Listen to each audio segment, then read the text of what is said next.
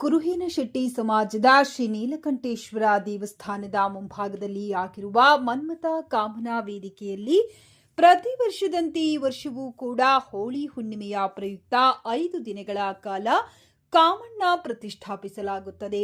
ದಿನಾಂಕ 27/2/2026 ಶುಕ್ರವಾರದಂದು ಮೊದಲನೆಯ ದಿನದ ಸನ್ನಿವೇಶ ಕುರುಗೋಡು ಚನ್ನಬಸಪ್ಪ ಬೆನ್ನೂರು ವೀರಭದ್ರ ಹಾಗೂ ಸಮಾಜದ ಯುವಕರು ಪ್ರತಿದಿನ ಸನ್ನಿವೇಶ ಕೂಡಿಸುತ್ತಾರೆ.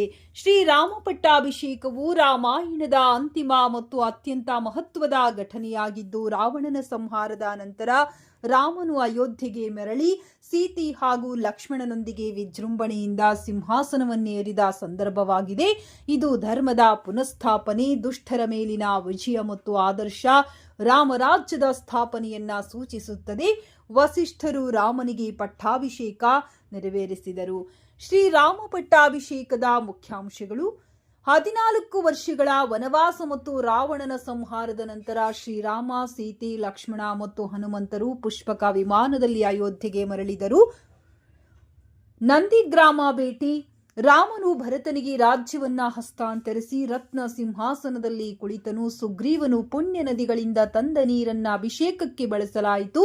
ಪರಿಣಾಮ: ಸತ್ಯ ಮತ್ತು ಧರ್ಮದ ಸಂಕೇತವಾದ ರಾಮನು 14 ಲೋಕಗಳಿಗೆ ಅಧಿಪತಿಯಾಗಿ ಪ್ರಜೆಗಳನ್ನ ತನ್ನ ಮಕ್ಕಳಂತೆ ನೋಡಿಕೊಂಡು ಸುಖ ಸಂತೋಷದಿಂದ ಆಳಿದನು.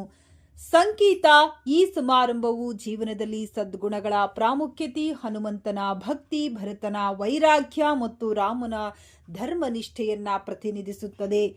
ಈ ಸಮಾರಂಭವನ್ನ ಸಂಭ್ರಮದಿಂದ ಆಚರಿಸಲಾಗುತ್ತದೆ. ವಿಶೇಷವಾಗಿ ತಿರುಮಲದಂತಹ ಸ್ಥಳಗಳಲ್ಲಿ ರಾಮ, ಸೀತೆ, ಲಕ್ಷ್ಮಣ ಮತ್ತು ಹನುಮಂತನಿಗೆ ಪಟ್ಟಾಭಿಷೇಕ ಸಮಾರಂಭವನ್ನ ಮರುರೂಪಿಸಲಾಗುತ್ತದೆ.